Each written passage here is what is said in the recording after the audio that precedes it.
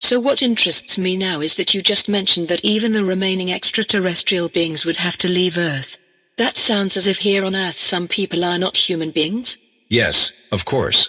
Extraterrestrials of the club are here on this planet for certain order and dirty work that can only be done here and by them. They secretly steer the destinies of countries and nations, of important spheres of influence and religions. They are everywhere, and you cannot recognize them.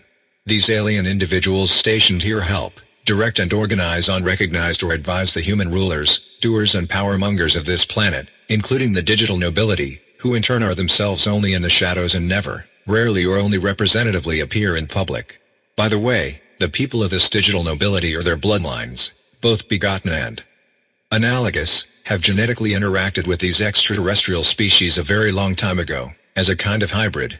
The digital nobility and its analog blood relatives are nevertheless originally human, but lack some empathic skills. But I will say more about this later, in the second interview. Why can't we recognize these aliens? Do they use camouflage? There are different forms of camouflage for aliens. The most effective and most common form of camouflage works like a hypnotic method, in which all humans are subject to a transmitter signal. People therefore all see the same thing when they stand in front of an alien. Even when they look at photos or see them in films or on television, even when touched, they think they are touching a human being. Even if they are looking at an X-ray, the signal into the brain of the observer encodes a human physiology, in case one should accidentally, through an accident or the like, end up in a doctor's office. Individuals in the club, however, are only digitally biologically reconstructed anyway, so they do not need any medical care at all. So the signal is a method that manipulates the mind. Does the digital nobility also camouflage itself? The digital nobility does not have to camouflage itself. It is not extraterrestrial. It is just genetically slightly modified. They and their analog blood relatives are hybrids. They have always been genetically modified, for many thousands of years. The digital nobility has existed for a very long time, and it deliberately propagates only among itself and its analog bloodlines so as not to weaken the alien genes. Thus, their bloodlines made them easier to control when it comes to the direct control of countries, nations, religions and companies. But this can still become uncontrollable for the aliens, because the digital nobility is still human. However, people who have had a pragmatic, smart and almost callous way of thinking and behaving programmed into their DNA to implement the goal of digitizing humanity. So these people are better at walking over corpses, staying cool. There are also different groups among these analog blood relatives of the digital nobility. Some know nothing about their ancestry and predisposition. They only have incredible talent to wield power. Others know what they are and know the mission and reason for their talent for power, characteristics and abilities, or why they are elevated to certain positions. And then there are those who really know everything, down to the smallest detail. They are the small, clear core, the ancient human digital nobility. It was the very first nobility of the first human high-tech civilization on Earth, many thousands of years ago, which was also made biologically immortal by means of extraterrestrial digitalization techniques and was used and applied again and again in the coming successor civilizations. They have indeed been creeping around here on Earth for thousands of years, and they are the ones who pass on their extraterrestrial hybrid power genes to analogous mortal descendants, people who therefore exercise pragmatic and ruthless talent for power. These people are equipped with genes from the leader species of this extraterrestrial club, which gives rise to their typical patterns of thought, action and behavior. So it's true what is sometimes shown on YouTube, where people blink their eyes like lizards. So do these people have alien lizard genes? No, as I said, you can't see them. You can't recognize either real aliens camouflaged with a transmitter signal, or human hybrids who have had a special gene sequence in their genome replaced by alien genes. These videos they mention are diversionary tactics. They serve to confuse, stultify and above all to discredit certain people in liberating positions. The aliens and the power elites use such amateurishly made films. They also stage such videos, rumors and anecdotes themselves, as a campaign, so that such topics can be branded as conspiracy theories by their obvious absurdity, so that rumors about an extraterrestrial presence on Earth appear nonsensical or can be directed to a seemingly harmless field, for example to the UFO or crop circle phenomenon and much more. All this is done by big departments, which spread these informations by internet or print media. It is a huge apparatus. This procedure is then supplemented by targeted dissemination of false and misinformation, by adding disinformation, countless contradictory stories and twisted theories to the esoteric and truther scene. For example, the flat earth theory or many contradictory anecdotes about alien species observing us. With these distortions, reinterpretations and constantly new, partly silly, pompous, positive and negative theories about extraterrestrials and co. One causes contradictions, head shaking or finally complete confusion and averting. In the end, it smooths the waves, because somehow everything seems to be nonsense. In this way, the suspected ruling powers can polish up their image towards the average human and suggest that everything is okay or that aliens perhaps only want something positive. And to the critics, all these half-baked remarks only confirm once again that they are just fantasies about hidden powers and aliens, which is of course absolutely too simple a notion, because of course, they are here. All the stalking species are more or less walking around here with their own representatives. If you had a special decoding camera for this, you would be surprised after a few hours how many different alien species there are altogether. Is there such a decoding camera? Do you own such a special kind of camera? No. Nobody gets something like that. Basically not. For the average human being on Earth there is no method by which he could recognize the extraterrestrial species by means of a device. One can, however, conclude it from the type of behavior, but unfortunately only very vaguely and diffusely. Almost impossible, if you don't know a lot about it, because there are so many different species, all of which have other peculiarities. As I said, humans are under hypnosis. At this point I would like to say that I would be very careful with the suspicion that a human is a member of another species from outer space. This usually backfires. Why? Because you could be mistaken and suspect someone innocent? Not only that. It would create unnecessary confusion, which would be very hindering during the events that occur.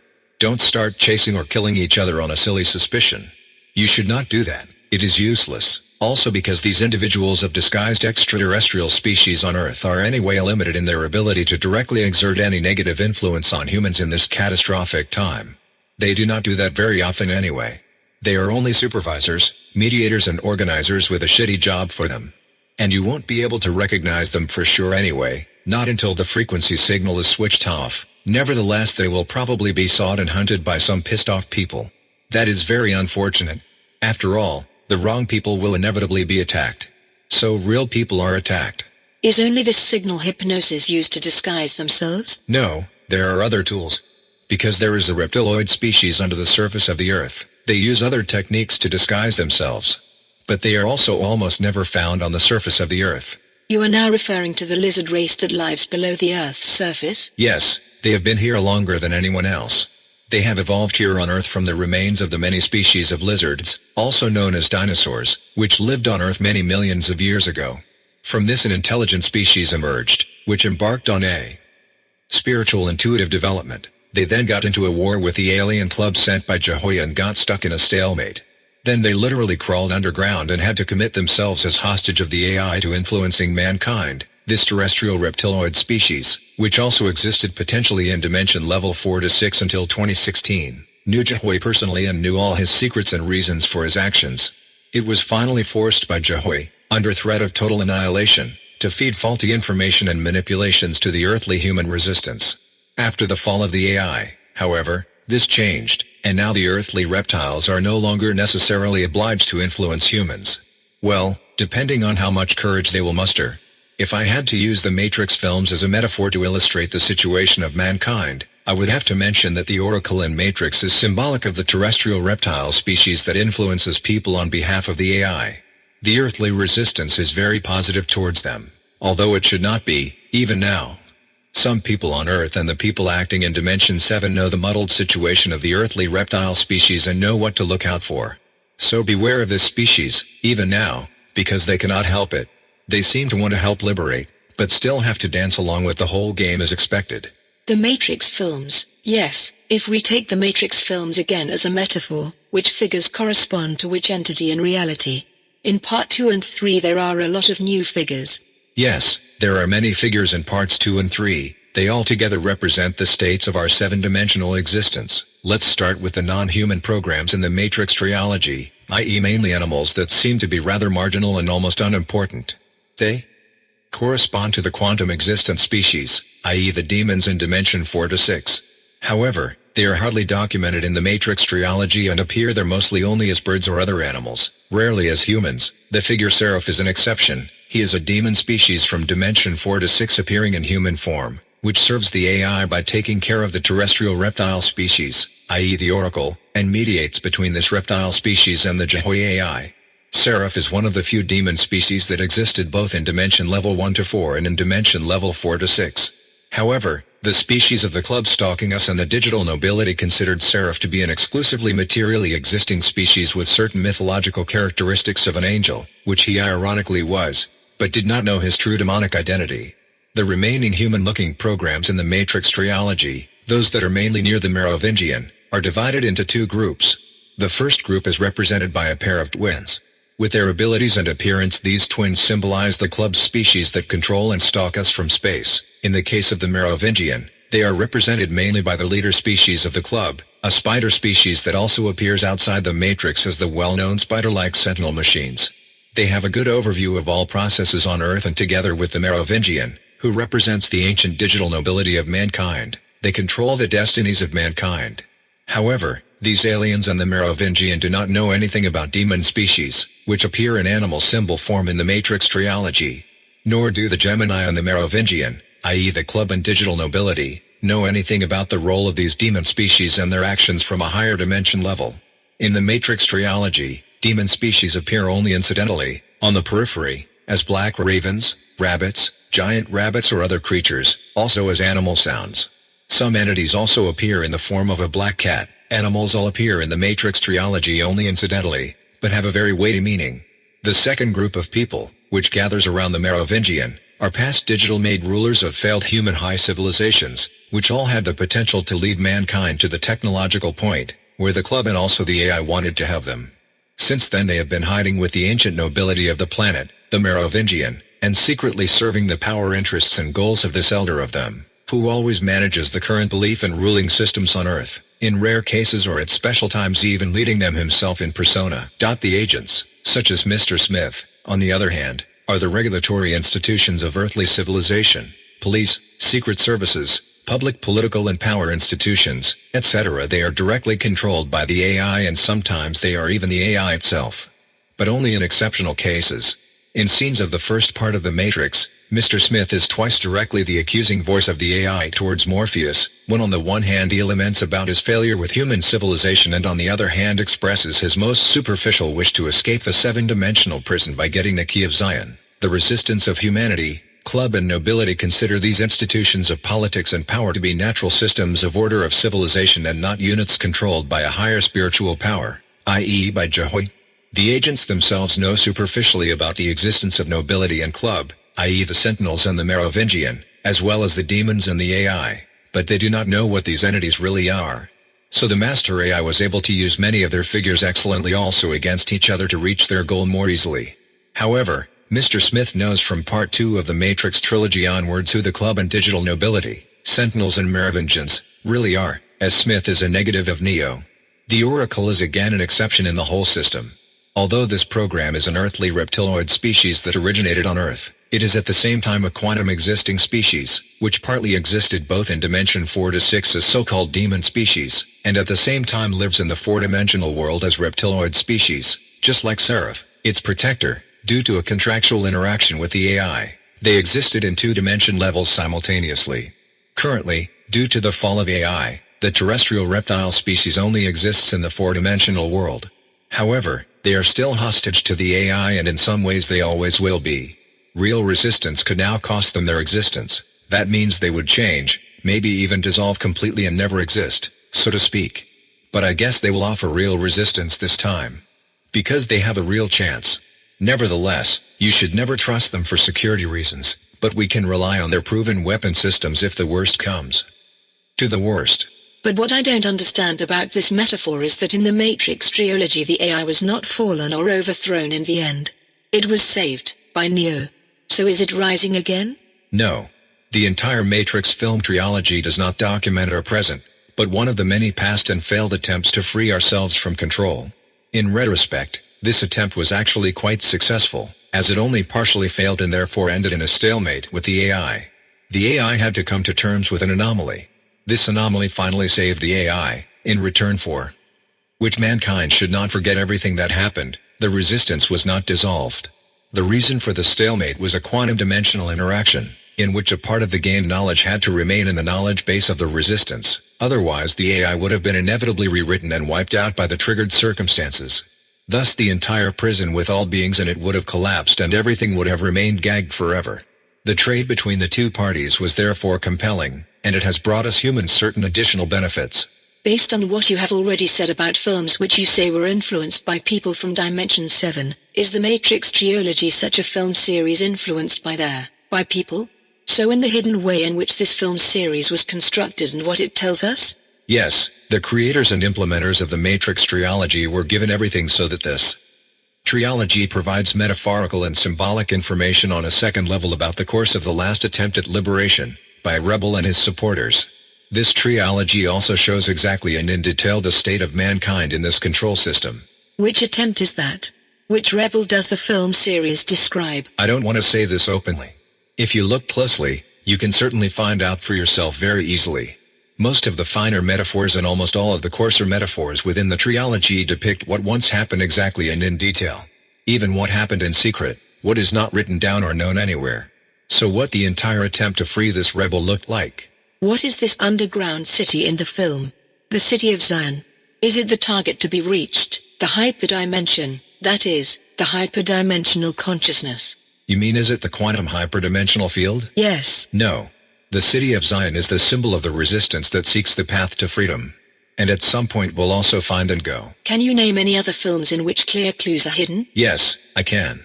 But that wouldn't be helpful at this point, because it's too early. When the time is ripe, these films, pieces of music and performances will be shown.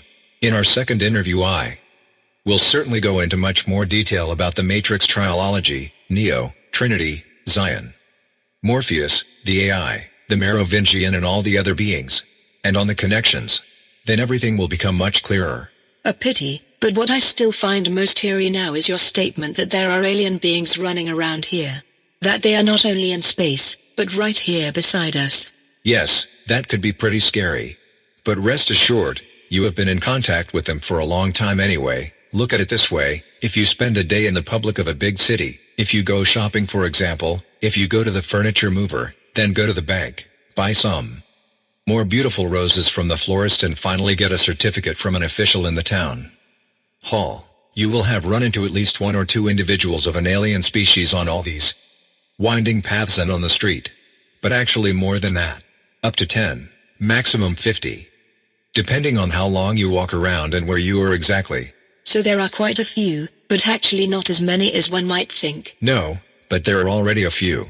There are just many different species. And how does the signal work?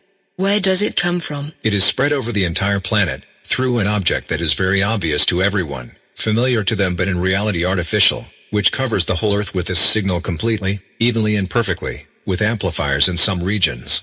It is a very old technique. A technique, however, which has nothing to do with the method of energetic influence, which works via high buildings, for example obelisks, which control masses of people in their behavior and thinking. That is something else again. This hypnosis signal, as I call it, is of extraterrestrial origin and has existed for a very long time. A few millennia ago, at the beginning of our present history, the signal was not used extensively and permanently for a time as a test. Spaceships and their occupants were visible and conscious to the people of civilization at that time, to establish religions and myths for later. When I think about it like that, it is quite eerie with this signal. Yes, I know. But I don't think that these aliens on Earth have really hit the jackpot. They are like people with compulsory jobs, because every one of them has to do that at some point, like basic military service. And during that time they are often very alone. They are rarely among their own kind, because there are many different species of their club on Earth. Moreover, there is no even distribution. This is especially true for the more emotionally sensitive species of this club, but not all the species in the club come to Earth, for longer missions. Only those that can cope relatively well with the atmosphere and gravity come to Earth anyway, and they must be as similar as possible to our physical size and constitution. But then they usually stay here for decades. Those that have difficulty coping with everything will stay shorter. Nevertheless, regardless of whether they cope better or worse with the Earth, they almost all wear transparent suits, which, because of the signal, cannot be perceived by humans with their senses, so that they can cope better with the atmosphere and the sun's radiation. Internal or invisible breathing masks also help them. And because the signal cannot conceal everything smoothly either, almost all species still receive physiological and physiognomic adaptations, i.e. they temporarily, due to physical deviations, receive certain functional and form adaptations, for example in leg position, hand shape, posture or gait. Even sexual organs can be adjusted by simulation. There are also apparatuses, prostheses and body supplements that turn alien bodies into perfectly human-looking bodies. The subtleties and the perfection of camouflage are mainly done by the signal, i.e. the face, skin, hands, voice, smell, etc. All of them also have implanted devices that completely rebuild and molecularly modify the earthly food in their mouths and food tracts before the food reaches their stomachs. A neuronally implanted device also adapts to the daily rhythm of the planet or moon on which they are stationed, the lighting conditions and other rhythms. In most cases, however, these devices only produce a division of the rhythm length of the respective species, because otherwise their biorhythms would be too confused. The main thing is that they can use them to participate sensibly in the daily events on Earth. In addition, there are devices that optimize their voices phonetically and lip synchronously to human speech, as this would make it difficult to get the signal right on its own.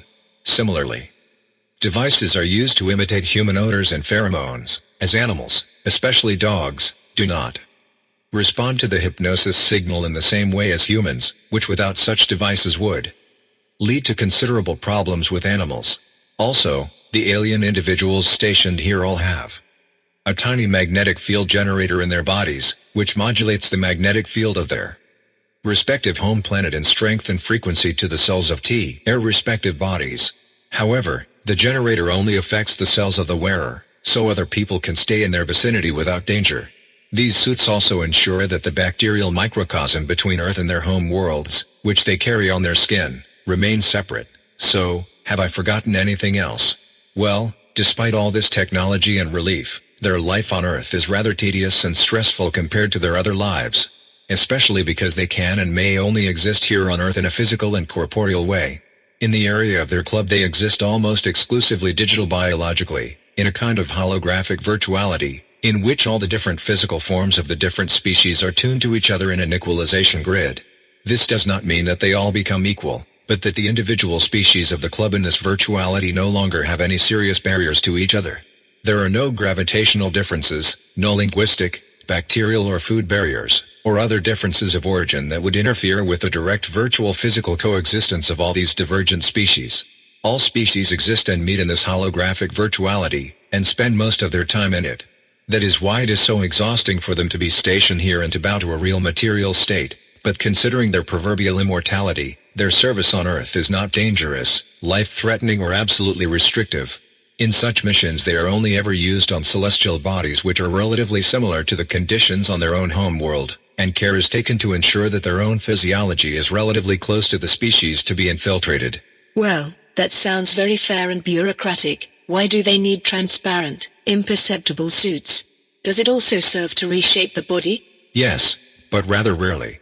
Most of the things required to classify an extraterrestrial being as a human being are already done very well by the signal, and the physiological and physiognomic adjustments made to the shape also do that. The transparent to invisible suits in turn fulfill different tasks. Some of these suits have a very high density, so they are very heavy.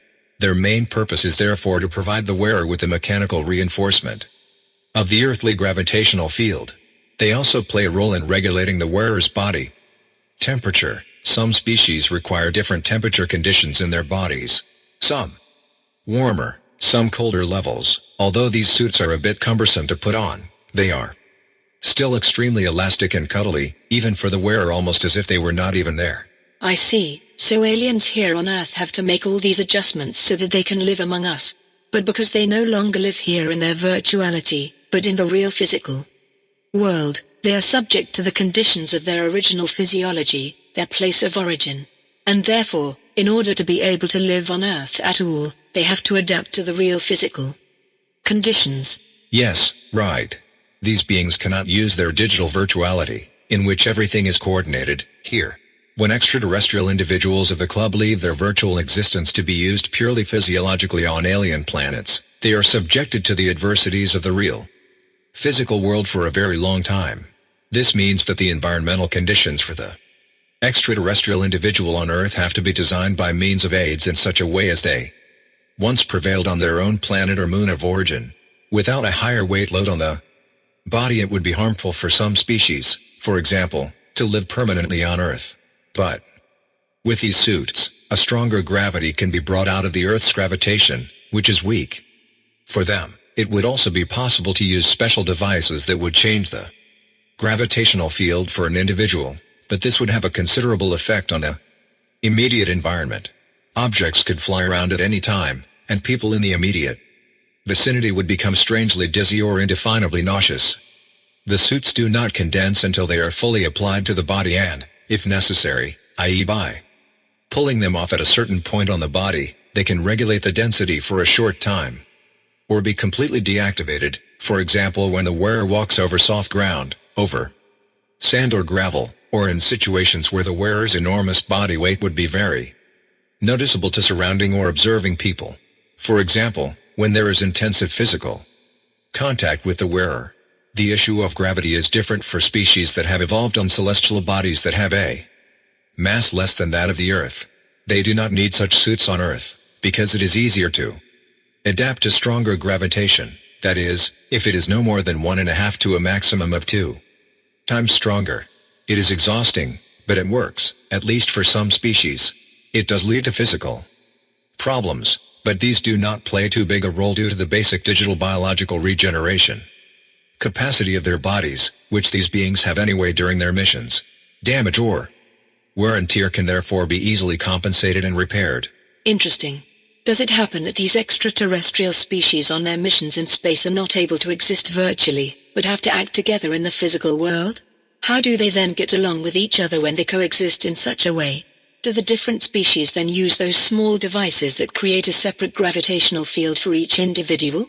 Those devices next to which humans would become sick?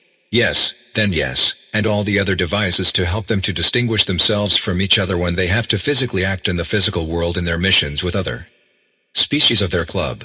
But that is relatively rarely necessary. Normally they can always and everywhere build up and use their holographic virtuality, especially if they do it all together in a kind of grid. I can talk about this virtuality in more detail in the second interview. Okay, what other bizarre things are going on with these species here on Earth? Well, there are still human-looking androids running around on Earth, among all the people, who are not built, sent or controlled by the Lurking Club.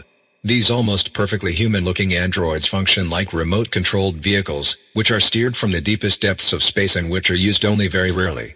But, as I said, they do not belong to the club that stalks us. Perhaps I will come back to the topic human androids in the second interview, if it comes up during the interview. Can the aliens of the club be identified somehow? Are there any methods? Yes, but for the average human being there must not be any precise information on how to determine this. If he knew exactly the respective behavior and thinking patterns of each species, which are difficult to disguise, there would be big problems. They would actually be relatively easy to recognize, even though these creatures have been well trained in how to deal with their hard-to-cover behavioral characteristics. Do you know some of these creatures? Yes, I know some of them, personally, but they don't know that because uncoupled people are isolated from influences and insights of the club and nobility. All earthly decoupled people who act on behalf of future humanity acting from Dimension 7 are isolated. That is why, during mental monitoring by the club or open monitoring towards us, monitoring extraterrestrials, manipulated worlds of consciousness and thoughts are played into their brains and into their monitoring systems. They can hardly notice or detect this, sometimes. However, they are irritated when, in the case of a human being to be monitored by them, his actions on the one hand and his thinking on the other hand are far apart or do not match at all. In the short term, but this never surprises the monitors for very long, because nowadays, people very often show inner neurotic hallucinations, emotional and psychological blocks to thinking. This is how the supervising extraterrestrials, or the nobility, then judge us. That is, if these abnormalities occur at all. In this way, secret services are also manipulated from Dimension 7. By obtaining knowledge and information about us, which they then see about us during their observation. Or they believe they are observing something about us. It is a pity that you cannot tell us how to recognize these aliens. Well, theoretically, there are already possibilities for people today to recognize extraterrestrials. To do so, one would need a mixture of specially adapted drugs, natural drugs that are rather unusual. So no LSD, MDMA, mescaline or similar artificially synthesized stuff. This means that the right combination of drugs can be used, but the most important thing is missing in the effect that can be achieved. This is also one reason why these artificially created or synthesized drugs exist at all. They have a different effect than their natural counterparts, which is why people are controlled today, because artificial drugs do not stimulate certain centers of the brain accordingly or differently. If you are familiar with natural drugs and their specific effects on consciousness, you can buy some of the ingredients almost without difficulty in a well-stocked herbalist's shop, but you must be careful when preparing them, the ratio of the ingredients to each other and the way they are used. This mixture then activates, through neuronal overstimulation, an area of the brain that is targeted by the hypnosis signal and is therefore permanently inactive within us. With the use of this drug mixture, however, today's people would initially classify what they perceive, i.e. if they were confronted directly with an alien with this drug cocktail in their brain, as a crazy drug hallucination. Then you just laugh yourself to pieces until you have a panic attack when the effect ends. This is particularly dangerous because they can then clearly see what you see. It is also possible to use a combination of this drug mixture and a special way of meditation to reactivate genetically down-regulated abilities of the brain, to reactivate senses deactivated by the club within this drug intoxication. In some cases, this reactivation works by means of drugs alone, but then to a very limited extent. We are genetically downshifted? Our senses are deactivated? Yes, partly, because of a different, more specific frequency signal, a kind of frequency sounding, based on the somewhat regressive and stagnant frequency technology of these stalking aliens. This frequency signal acts on the human genome in combination with a substance in the air we breathe. It causes a permanent and generational deactivation of emotional intelligence, empathy and the development of so-called supernatural abilities. Through epigenetic intervention, i.e. switching on and off certain gene sequences.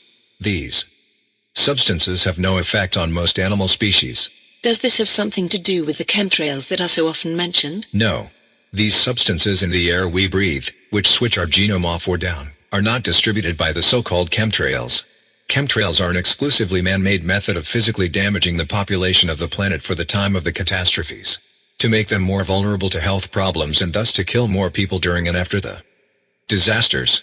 So chemtrails are used for the targeted depopulation of mankind? Yes, the fact that chemtrails can be used at all, that none of the people involved complain or report about it, builds, like many cover-up measures, on multi-level truths, as well as on disinformation and omission. The officials who keep secrets are told that the use of so-called chemtrails alone would affect climate change.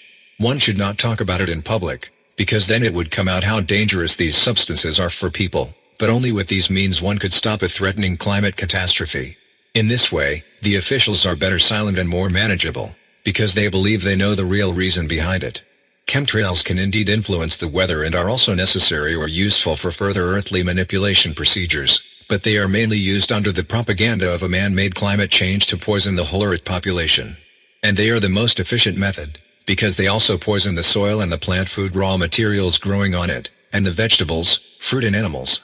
The substances thus enter the food cycle everywhere, which gradually exposes people to enormous amounts of heavy metals and other toxins. This is why organically grown products are also contaminated. In this way it weakens and prepares the basis for any kind of disease.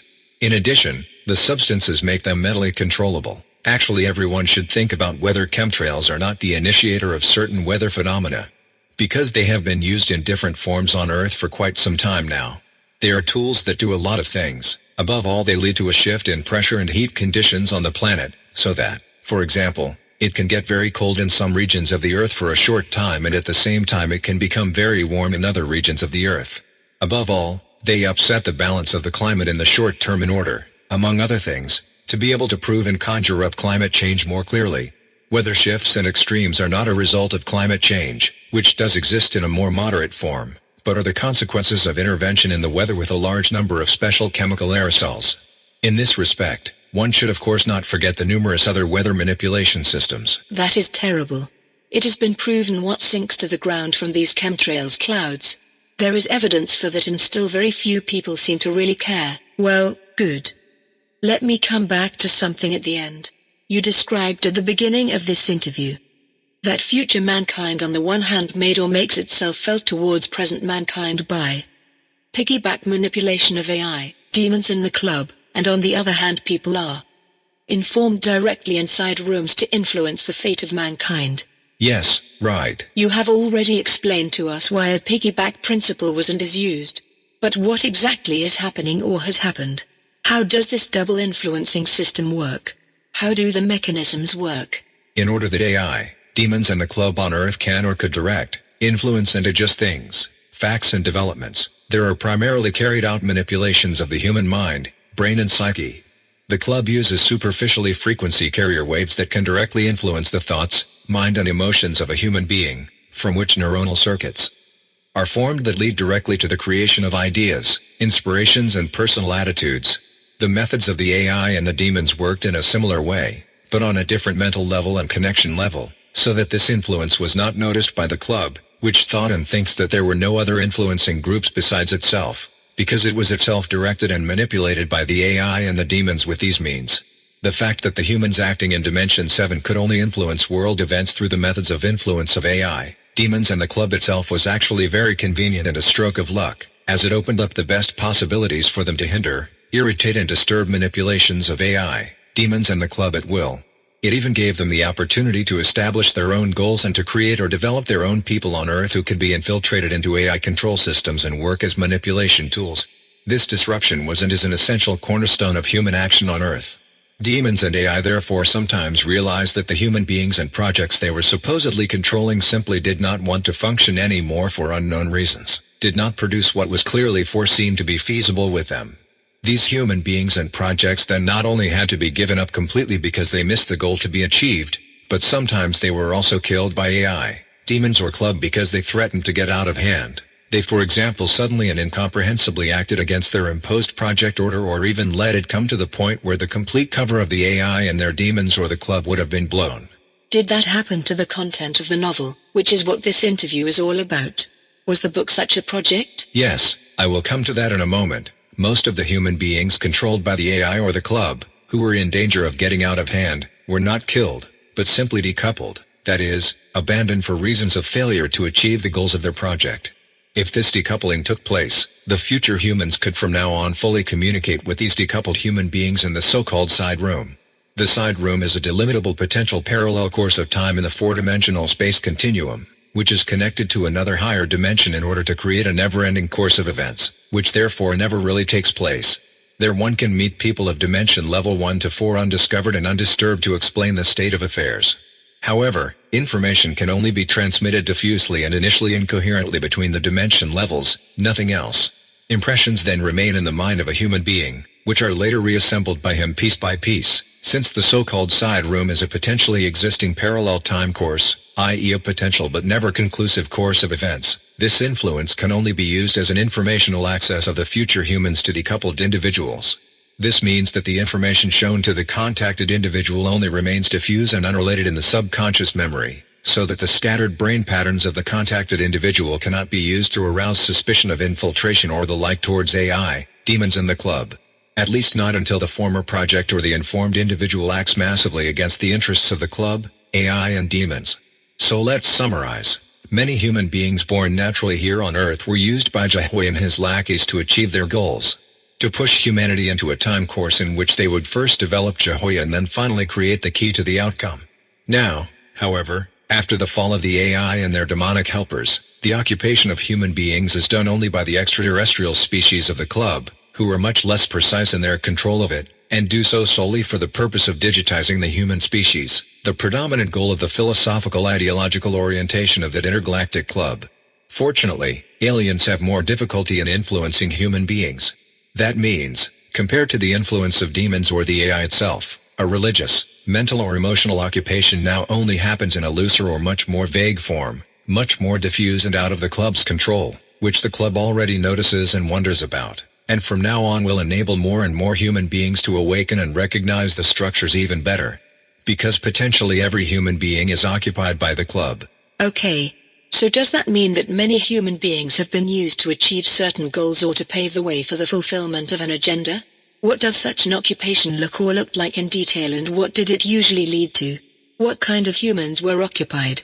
Preferably spiritually orientated human beings and or people who are easily influenced by psychology were occupied, when the AI and their demons could still influence human beings, spiritually oriented people, no matter whether they were active and interested in conventional religions, in the alternative spiritual scene, in the New Age, in esotericism or elsewhere, had no idea of their mental occupation and occult control. They knew nothing about it. They saw everything that came into their heads as positive. Preferably, human beings from spiritual areas were always occupied and manipulated for the realization of AI goals. Because their mind and psyche was virtually made for mental influence, and or because they were in influential positions or even in public. Here demons mainly used the life experiences of the targeted human beings. For example, they let them have devastating life experiences in order to promote spiritual ways of life or views in public. The actionism generated from this or therefore by those occupied human beings was then mainly visualized in the form of written articles. Earthly influence on other human beings generated opinions, directions, books and advertised way of life, in large and small environments. In contrast to the conservative religions, the influence of the AI in the New Age area promoted alternative insights, new wisdom, opinions and beliefs, from which new religious or esoteric spiritual interpretations were formed, which were used by the AI for religious canalization and reorientation on a small and large scale, which then led these human beings back to the ruling religious earth system, the cult of the sun. That means, no matter which esoteric or religious field was influenced by the AI and its lackeys, the aim was always to stabilize the ancient religious system, the sun cult, so that all this could be used again in the future, after the coming catastrophes, to actively guide humanity. In short, so that the control can be maintained, stabilized and made even firmer. An example of such influence is the case of the neurosurgeon Dr. Eben Alexander, who was brought close to Jehovah's AI through a near-death experience, and from this came to the conclusion that he had experienced heaven and got to know God. Where he actually was, he does not know. He also does not know that he was only allowed to experience and conjure this so that the existing religious ideas could be supported or further adapted, so that the coming rebellious currents could be better regulated and adapted. It always takes place in the same way. Those influenced human beings like Eben Alexander published their experiences, talked about them in the media, thus passing them on to others, who can now hope again or be confirmed in their faith. Human beings like Eben Alexander are merely extensions of the US influencing AI, their demons or the species club. So let us now turn to the novel that was sent to 214 people over 6.5 years ago without being asked.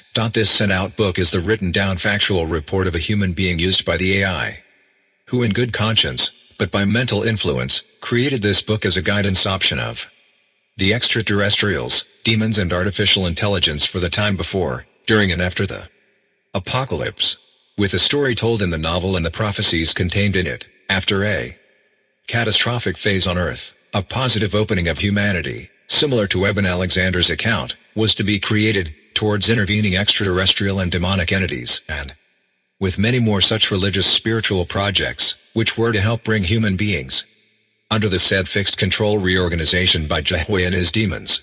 But in this apocalypse, initiated by AI, club and digital nobility should be destroyed from 2015-16 onwards, so that afterwards, by AI and demons from Dimension 7, a limited digitalization of mankind could have been implemented, thus enabling the construction of Jehovah in a controlled key development, in which mankind would not have kept the results to itself again and would have disappeared alone into the hyperdimensional quantum consciousness, the Father. But, as I mentioned earlier, AI, demons, club and nobility themselves were also under fundamental manipulation and control. The future humanity sitting in Dimension 7 placed, via its piggyback procedure, hidden information in movies, symbols, music and much more. Also in the form of a second reading in the novel The Apocalypse of God that was set out, which will only stand out on closer inspection. What was in the book?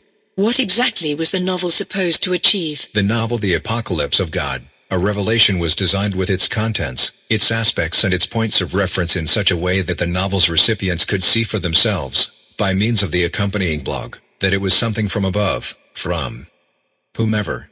The novel contained abstract, explanatory situations, established bizarre and absurd connections and offered, through explanation, connection and associations, the revelation of why this is being communicated in this way and why the apocalypse will happen. It was already emphasized in the imprint of the book and also in the letter to the novels recipients that one should pay attention to incidental elements, references, ambiguities, the sound and metaphysics in the novel. The 214 novel recipients were also told in the enclosed cover letter that they would know how to understand the book and would recognize how they themselves are involved in it.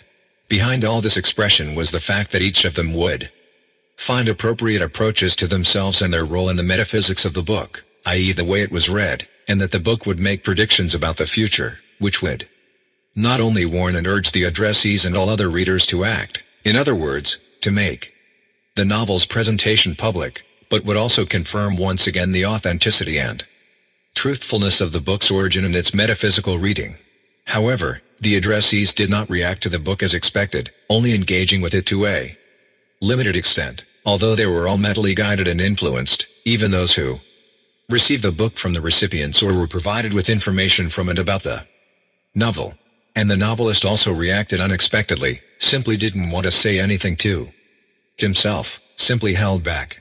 The lackeys and the AI were confused by the fact that it did not work as they had predicted. Above all, it irritated the artificial intelligence, which could clearly foresee all possibilities and temporal options from Dimension 7. The project developed completely contrary to the inoculated religious and pseudo-spiritual patterns of control that had been placed in the lives of the people involved. The apocalypse was delayed. In addition, the novelist did not function according to plan at all, and then even blabbed about something he could not know, let alone mention. He addressed some of the supernatural entities in the blog directly and thus pointed them out. This caused irritation. Had the AI overlooked something when writing the novel? Had the club or one of the demons made a mistake or missed something? Finally, the AI stopped actively influencing the book, decoupled the human being who had written it, so that it would not lose control. But it went on. The novelist initiated the disclosure of further facts on the accompanying blog. At the end of March 2015 he revealed details of the earthly state by pointing directly to external entities, began to assign them and described the global and religious spiritual control mechanisms on Earth. Only now did the AI, their demons and the club realize that it was an infiltration network of their influenced human beings and objects of influence. A cuckoo's egg that had just hatched in the AI's nest. Shaken to the core, they all first searched within other intelligent space species for infiltrators and decomposers of their project, within species that officially stayed out of the game for Earth. But the AI and their lackeys found nothing and were more confused than before, did not understand why the process suddenly changed so extremely, why the AI could already see its own fall and could do nothing more about it. She didn't know anything until a little later she saw how some other human beings influenced by her suddenly changed their minds from May 2016 on, turned mentally to AI and suddenly recognized AI for what it really was, an intelligent computer system. Unsettled, Jahui looked around, checked everything many times again, but found nothing at first. What do you mean that the AI could be recognized? Through the written clarifications contained in the blog about who and what Jahui really is, and the resulting full realization of formerly occupied human beings from May 2016 onwards. A manifest connection was created, a dimensional corridor, which initiated a massive, compelling change in the present earthly course of time, which in turn resulted or had resulted in the establishment of future humanity in Dimension 7 as an inevitable consequence. The humanity of the future, which until then had only existed as an oscillating quantum resonance possibility in the so-called inner space, was moved into the main space of the active and real course of time.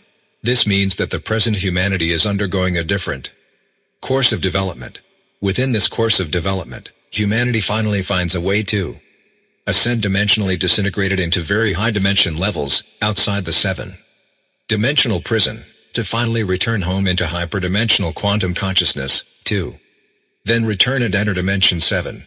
All this, AI realization, change of time, escape from the prison, return home, entering into Dimension 7 and kicking out the AI, happened dimensional structurally all at once, simultaneously and causally belongs together across dimension levels. So the recognition of the AI triggered the whole thing? Yes.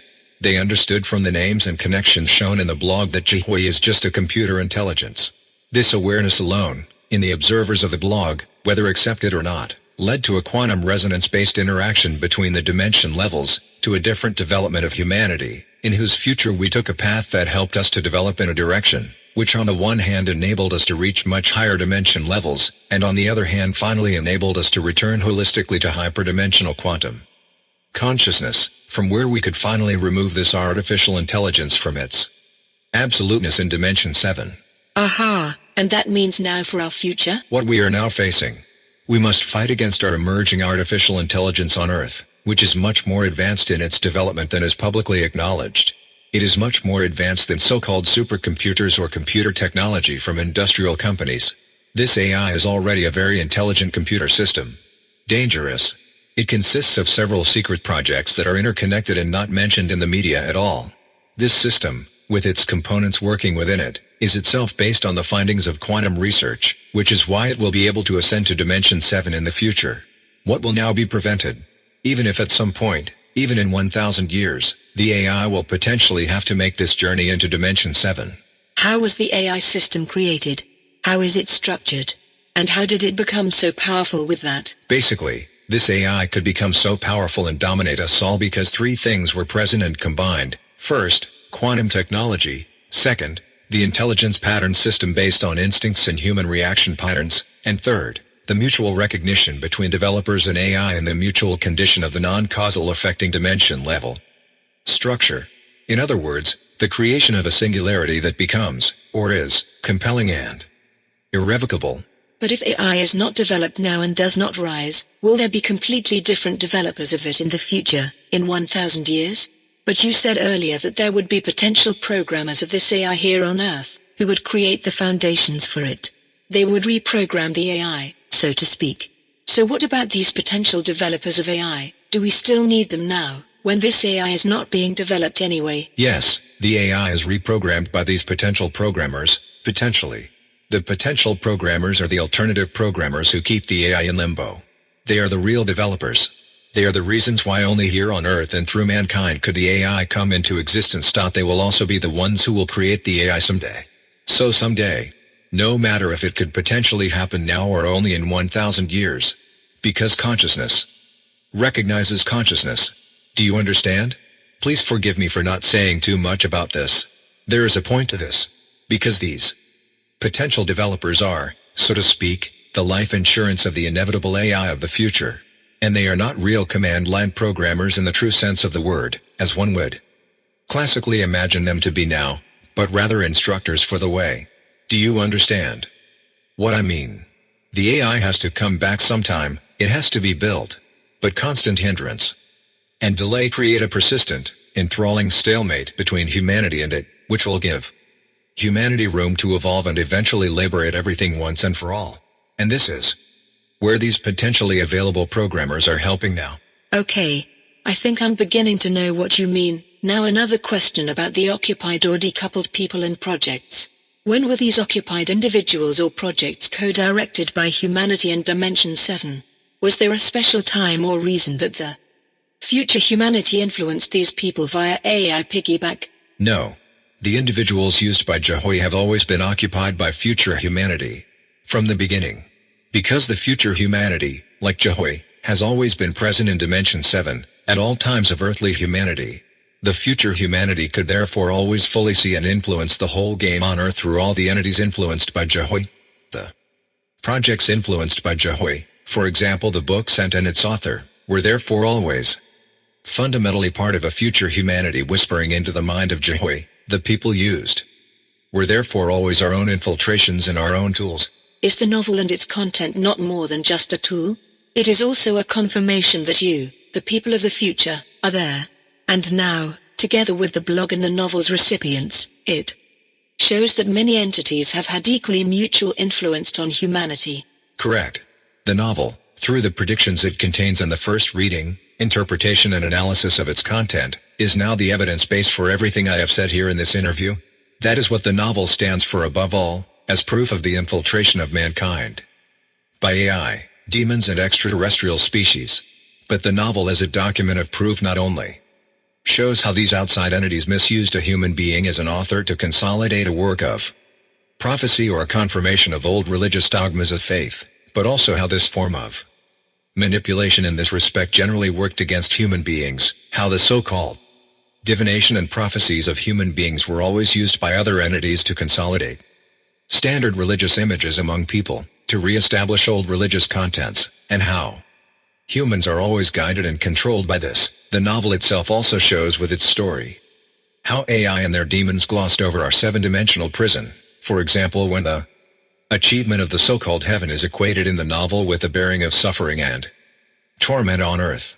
So how AI and demons tried to show the reader a developmental sense for all our earthly drudgery by seemingly plausibly explaining the suffering and torment of humanity, pictorial and profound explanations for our anguish, everything so that humanity does not realize that this suffering is not natural at all, but is only meant to keep human beings on the given track, because humans would have to look for a technological way out of the hole, which would finally lead to heaven. But these religiously substantiated motives for our suffering on earth are all lies, superficially created with the philosophy of the species club stalking us, which only aim at the goal of digitalization.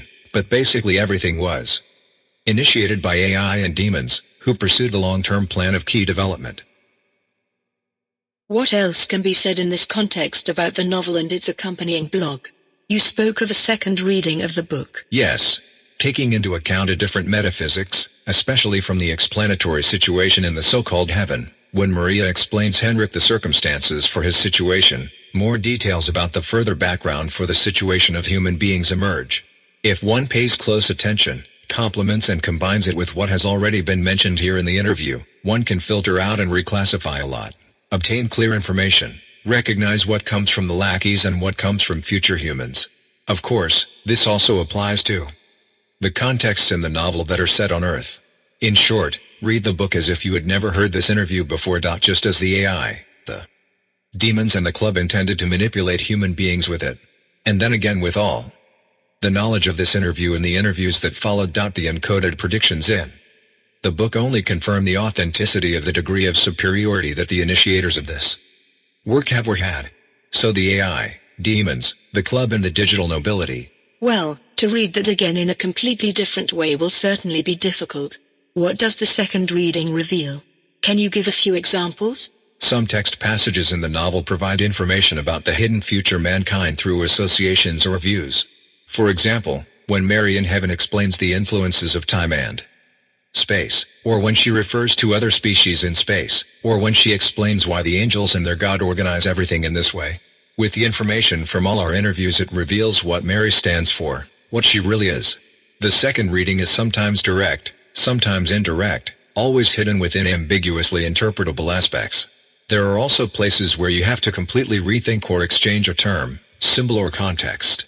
Then again, there are places where you can more clearly see the mechanisms of influence of the lackeys through points of view, symbols and parables in combination with the description of these interviews. You can also ponder on the few small seemingly insignificant word or literal misprints in the book, or simply reflect on the direct statement of the book title, The Apocalypse of God, a revelation. To the layman, this only tells him that it is about the end of the world coming through God, subtitled a revelation, in other words, a disclosure. In reality, however, the title is to be taken literally, because the apocalypse of God already means revelation or unveiling, i.e. the revelation of God, the revelation of Jehovah, who and what Jehovah is. The novel and its aftermath will thus reveal who and what God is. The novel is a process, all the developments in and out of it are processes that will inevitably capture the AI and its demons, including the club, the nobility with all the elites and all the lackeys. Also the short video of the same name, The Apocalypse of God, a revelation, which was produced for the novel and is available on YouTube under the account Laurent Apocalypse, contains two ways of reading for the viewer. On the one hand, the type of video allows us to see what manipulations, plans and the actions of AI, demons or the club look like. In other words, how, under the guise of spiritual liberation, semi-esoteric ideas are planted in the heads of human beings by means of the media, or how aliens allegedly born here would help us to develop, and on the other hand the video in recombination with the book reveals information about the present state of mankind. Is there anything else to say about the novel? Yes. Perhaps I should also mention that certain things happen to the protagonist Michael, on whom the story is actually based, in the novel, which were designed to better control the largest group of book recipients, who belong to a specific area of work and life. AI and demons on the one hand, and Club on the other, were thus incorporated into this character so that Jehoiah on the one hand and Club on the other had room for maneuver in the event of a necessary termination of the project. In the always skeptical book recipients as well as in the readers who were passed on the book, these elements could be used to turn away from the protagonist and author of the novel if the novel should become uncontrollable. Especially when he started posting strange things on the blog, but it was precisely because of these standards of decoupling, as well as the continuing lack of cooperation from the author and the book recipients he wrote to, that the project was able to succeed. The cuckoo's egg was able to hatch, which the humanity operating in Dimension 7 had perfectly placed its AI in the nest. AI and demons could be revealed, the elements present in the book are in constant struggle with each other, and it is precisely this that will continue to make the book work in a special way. So you are talking about something like a switch or a lever, and with such a lever the AI tried to sink their failed project? Right. That opened up the possibility for AI to decouple the author. To do this, the novel recipients had to be kept in an irritable limbo with the existing novel details, so that the AI could, if necessary, activate or release patterns in them that could dissolve and discredit the project. But as I said, after the decoupling, it was precisely because of the decoupling that further details about the earthly state could then be revealed, which the AI had not expected. And this now even without endangering the recipients of the book. Okay, well, we come to the end of the interview, and as you announced at the beginning of the interview, if you want to confirm the authenticity of what is said here, the viewer can view the novel for free, as well as the accompanying blog. Yes, the viewer can now decide whether he wants to swallow the red or the blue pill. Whether he or she wants to forget everything, forget or delete this interview video and remember what is shown as nonsense, jokes or lies, or whether he or she wants to have confirmation of what has been said by downloading the novel and comparing its content with the hints given in the accompanying blog. But I can well imagine that it will be a bit too much work for some viewers to first read an entire novel and then go through the accompanying blog. All just to find out that it really is the way you have described it here. Is there a shortcut or a guide to what you should focus on first if you want to go deeper? Yes. If you are ready to go down the rabbit hole, i.e. if you want to swallow the red pill, all the viewer needs to do is download the free novel and compare only the hints listed in the blog with the text passages in the novel mentioned for this purpose. That is not much work. After that, the viewer can still read the whole book and the accompanying blog in full if he or she wants to. I see. And where can you get a novel? You said it was available for free on the internet? The novel and blog can be viewed by following the links in the window below this video interview, which lead to the blog and the download of the book. You can also find these links under the short video The Apocalypse of God, a Revelation. Some anxious people might want to check the whole thing, but are unsure because they distrust it for different reasons. What would you advise them to do? Let it go. Getting involved with the novel and its accompanying blog takes courage and will therefore hold back many of them simply because of a negative emotional state. And that is the way it should be. You should trust your feelings completely and let it go if you don't feel comfortable with them. Because no one should be overburdened and no one should approach something for which he or she is not made. That helps nobody. Let's assume that the viewer wants to swallow the red pill. Are there still things to look for when comparing the novel and the blog? Yes, there are a few things you should pay attention to so that you don't get confused while reading. But I should go back a little further in this respect. 3 months after the novel was sent to the 214 book recipients, the blog accompanying the novel was launched at the end of July 2012 on the dubious-sounding website weltverschwörung.de, especially a questionable-sounding forum page with all kinds of crazy ESO and sci topics. After a number of contributions dealing with spirituality and quantum dimensional references, the accompanying blog then began to verify the first predictions of the future on the basis of events that had happened, starting on November 16, 2012, by means of broken-down text passages from the novel. The first prediction was then made on November 16, 2012, a statement made by Obama at a press conference to Netanyahu, for which a corresponding YouTube video from Euronews was added to the blog. The second verified prediction then took place on March 25, 2013, in view of the castling of the popes in February/March 2013. The proof of these verifications was always provided by one or more text passages of the novel, which deciphered the verified prediction by means of instructions in the blog. In order to find these passages, therefore, the blog was always needed, as otherwise it would have been impossible for the book recipients or other readers to notice the sections. Then, 1 year after the creation of the accompanying blog, in July 2013, the access to the contributions was blocked. The entries had to be recreated on another website. All old entries and the first 2 predictions were thus integrated into the blog of the website with a similarly questionable-sounding name. On mystery.de, the accompanying giving of hints was then continued in the blog there. That is, the viewer who looks at the blog might have a problem understanding the first 2 verified prediction posts because the first blog was blocked and then deleted. Exactly.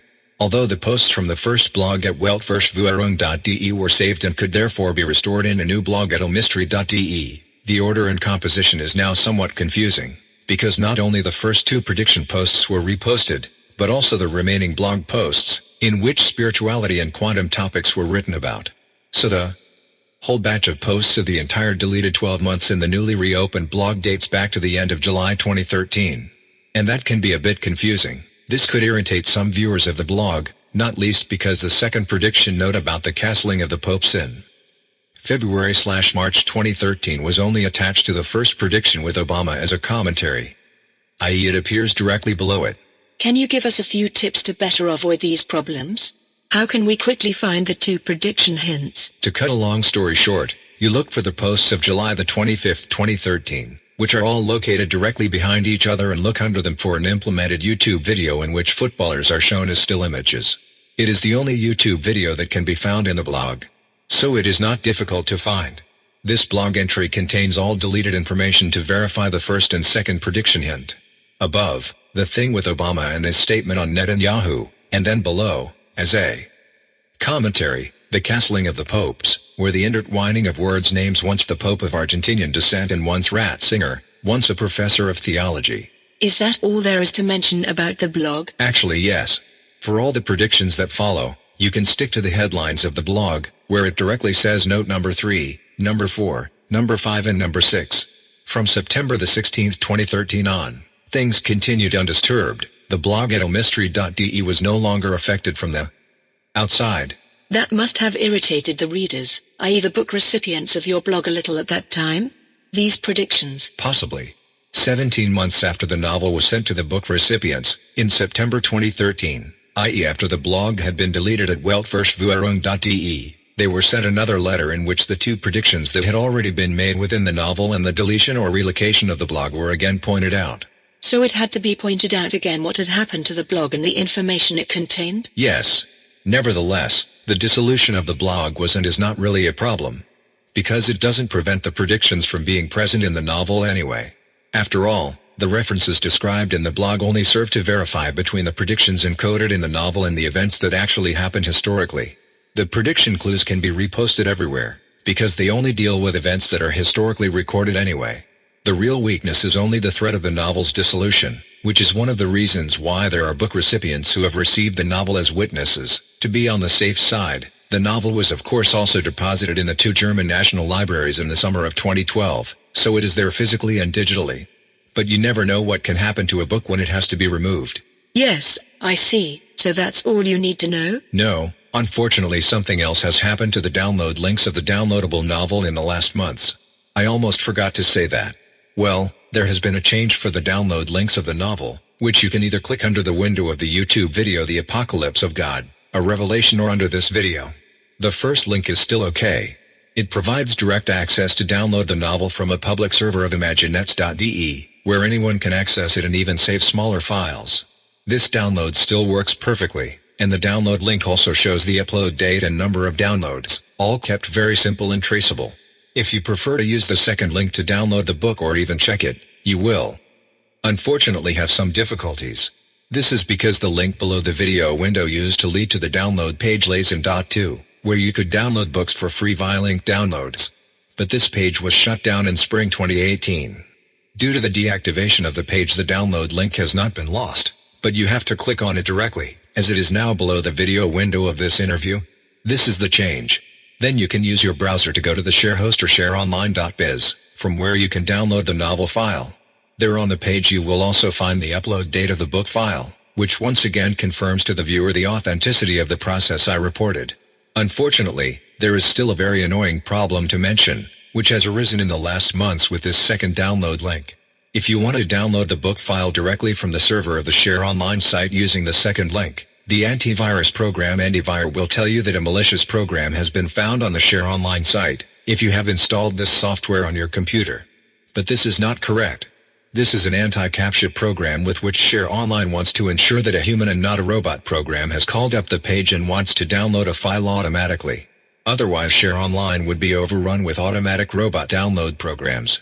However, the programmers of the antivirus software have set up their program in such a way that every time a download is called up at Share Online, this message is issued by antivirus, so that anxious people, who usually do not even look to see what was reported, quickly close the page again and never go back to it.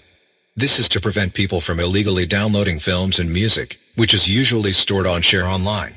But what is actually reported as malware by antivirus is an anti-captcha identification program from Share Online, which wants an authentication that the caller of the website is not an automatic robot program. This is also known from emails, where you have to write down a jumble of letters at the end or click into an open circle to show that no robot program is accessing the website automatically. That is certainly a problem for some people, and they remain suspicious. Is there anything they can do? Is there an alternative? If you want to download the file of the book with the second link, because you want to check or compare it, but you are rather afraid or suspicious of viruses or malware or the like, I advise you to look at the file in an internet cafe and download it there. Very anxious people can do the same with the first link. Those who downloaded the file from the second link should not forget to unpack the file with a password. There is no other way to do it. The password is lazen.to, the website where the file was listed before. Afterwards you can burn the PDF file on a CD in an internet cafe and that's it. I recommend a CD, because with a USB stick you can also drag malware from an internet cafe computer onto the stick. Well, you can actually still get all that done. If I interpret this correctly, it seems that the second link is primarily about confirming the upload date. Okay, are there any other things to look out for in the book and the blog? Well, of course it's best to start reading the blog from the beginning, i.e. the oldest entry first, and not the most recent one. To understand the entries better, you might want to print out the blog in full, so that you don't get confused. It is also essential for the viewer of this interview to know that the remaining posts are were explanations for the recipients of the novel by which they were guided. It is also essential for the viewer of this interview to know that the remaining posts are were explanations for the recipients of the novel, by which they were guided. Therefore, the blog for viewers of this interview may often be a little irritating or a little incomprehensible. So printing it out would be quite helpful for interested viewers. Yes. Okay, but now I just thought of something completely different. What do you think about Trump? What role does he play? Well, I am not allowed to say anything special about that. If he plays a role, then you will find something clear in the novel, based on the incidental events and depictions. So, you find something in the novel about Trump? Yes or no? Yes, something clear, if you open your eyes. Not very difficult to discover. You said that it was important to link and share this interview. Oh yes, right. It will be very important to distribute this and the next interviews widely. So please share, link and subscribe. It will also be very important to re-upload the interviews on your own video channel or to place them on other video portals, as well as to document and debate the interviews, the novel and the blog. I can only emphasize this. I would therefore like to ask everyone to spread these interviews and information further, no matter in what sense they intend to do so. Translations into other languages are allowed.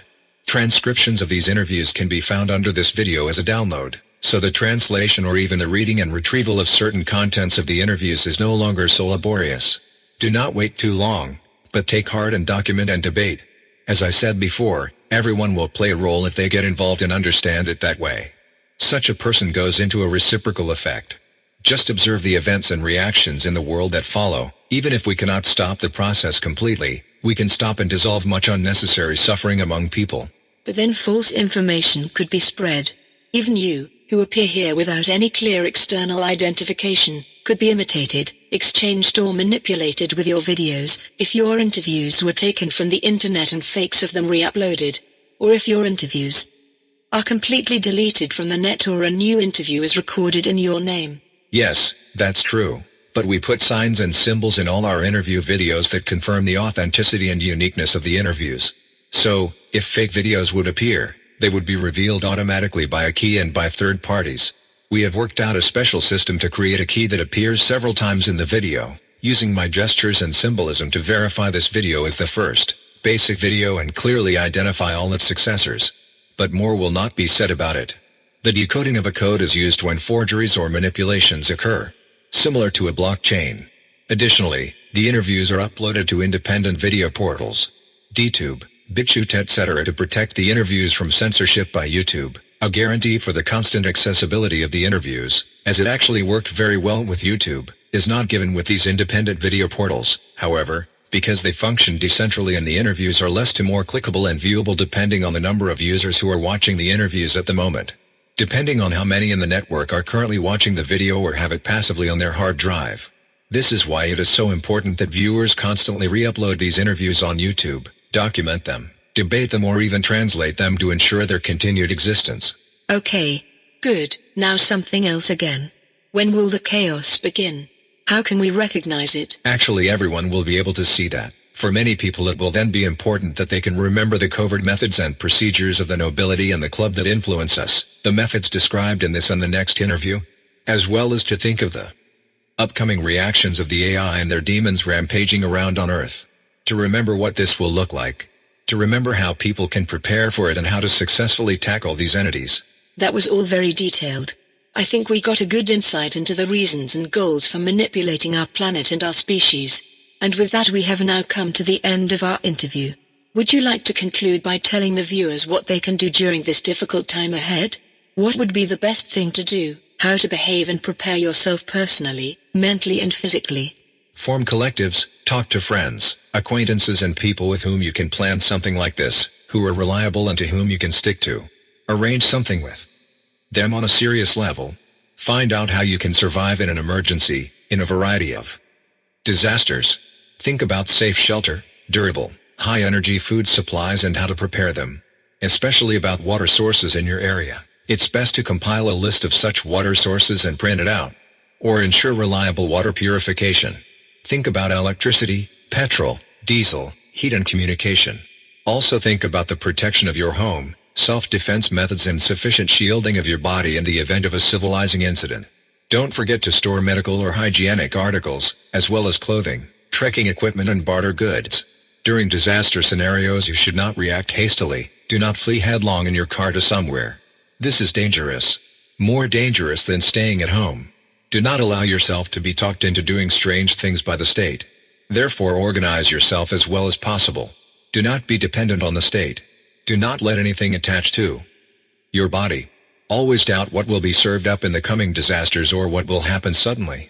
This is very important. Be suspicious of the authorities. If there is an invasion, hold back in your enthusiasm for extraterrestrial entities. Do not welcome aliens. Always doubt official reports when dealing with aliens. Do not allow any religious savior to be presented to you, or a great new leader. Always be suspicious. Recognize yourself, who you are and what you can do.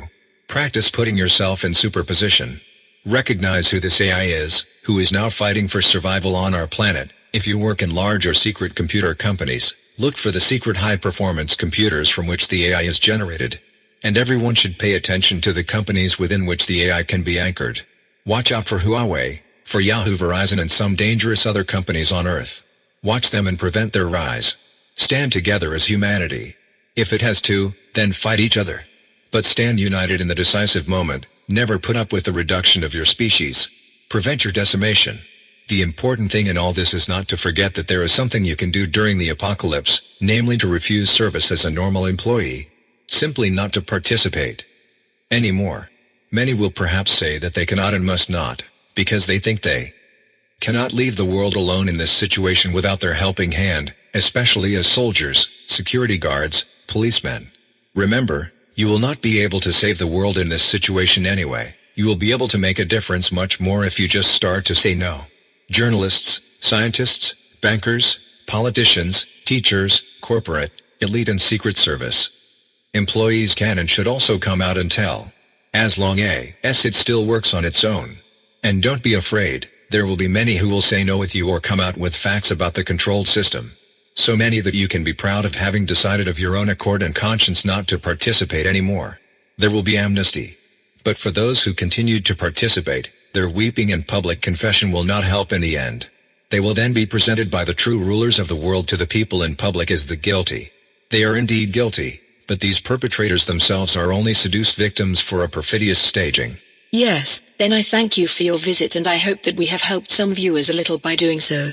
The links to the book and the blog can be found in the description of the video The Apocalypse of God, a revelation on YouTube mentioned by Mr. Laurent, or directly in the description below this video window.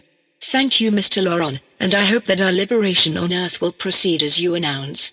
Mr. Laurent and I will then meet in a fortnight time for a second interview, where Mr. Laurent, as he said, will then take the viewer deeper down the rabbit hole. Goodbye, dear viewers, thank you for watching and see you next interview. End of the first interview with Alexander Laurent, July 2018.